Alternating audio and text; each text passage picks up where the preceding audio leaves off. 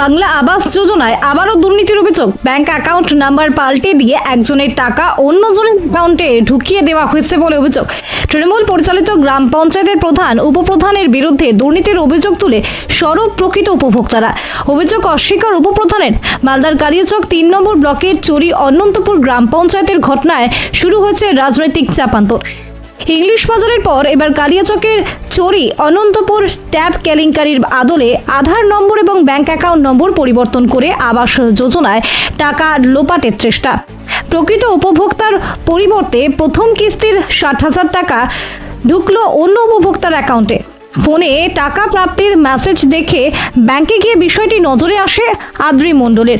তারপর বিভিন্ন দপ্তরে ঘুরে জানতে পারেন তার টাকা চলে গেছে অন্য অ্যাকাউন্টে। এরপর ব্লক দপ্তরে লিখিত অভিযোগ দায়ের করেন তিনি। আদ্রি মণ্ডল এবং তার পুত্র রমল মণ্ডলের সরাসরি অভিযোগ, এই দুর্নীতির সাথে জড়িয়ে রয়েছে একাধিক এলাকার উপপ্রধান।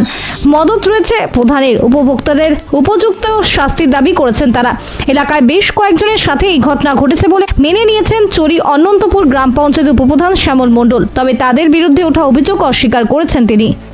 আবাস যোজনায় যার সত্যি নাম আছে, যে পাওয়ার যোগ্য, টাকাটা তার নামেই যাবে।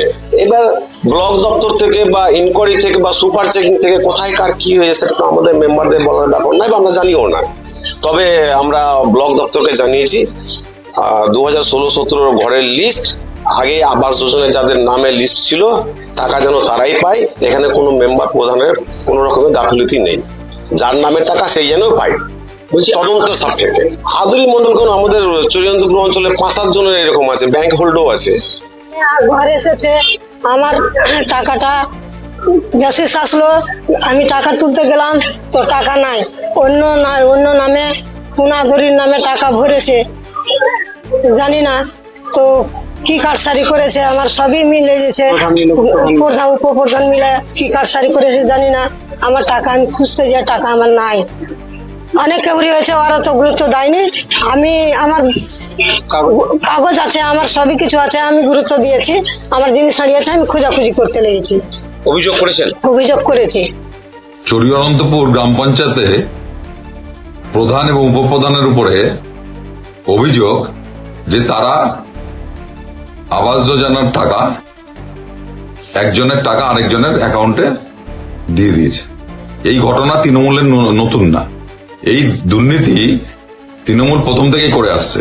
আমরা হরিশ্চন্দ্রপুরের ক্ষেত্রে দেখেছি, মালদা জেলায়, যে সেই সময় বন্যার ত্রাণের টাকা যাদের পাওয়া উচিত তাদের অ্যাকাউন্ট থেকে না গিয়ে সেটা বিহারের প্রচুর লোকের অ্যাকাউন্টে গেছে এবং তৃণমূলের নেতারা সেই টাকাটা আবার তুলে নিয়েছে। তো এইটা তৃণমূলের স্বাভাবিক ব্যাপার হয়ে গেছে। এরা কেবলমাত্র এই আবাস যোজনার টাকা না, এরা চাকরির টাকা, এরা জমি, সরকারি জমি দখলের টাকা, পুকুর ভরাটের টাকা, সমস্ত জায়গায় দুর্নীতি করছে। এদের পঞ্চায়েতগুলো একটা দুর্নীতির আখড়া হয়ে গেছে। চরি অনন্তপুরের যে ঘটনাটা বললেন, এটা কোনোভাবেই আমাদের দল বরদাস্ত করবে না। কারণ কেন্দ্রের শত বঞ্চনার পরেও মুখ্যমন্ত্রী মমতা বন্দ্যোপাধ্যায় এই আবাস যোজনার টাকা বেনিফিশিয়ারির অ্যাকাউন্টে যাতে পৌঁছায় তার জন্য ব্যবস্থা করছেন। সেই টাকা নিয়ে যদি কেউ আত্মসাৎ করার চেষ্টা করে তাহলে আমাদের ডিমান্ড থাকবে কঠোর থেকে কঠোরতম শাস্তি। এর সাথে যারা জড়িত তারা যেন পেনালাইজড হয়।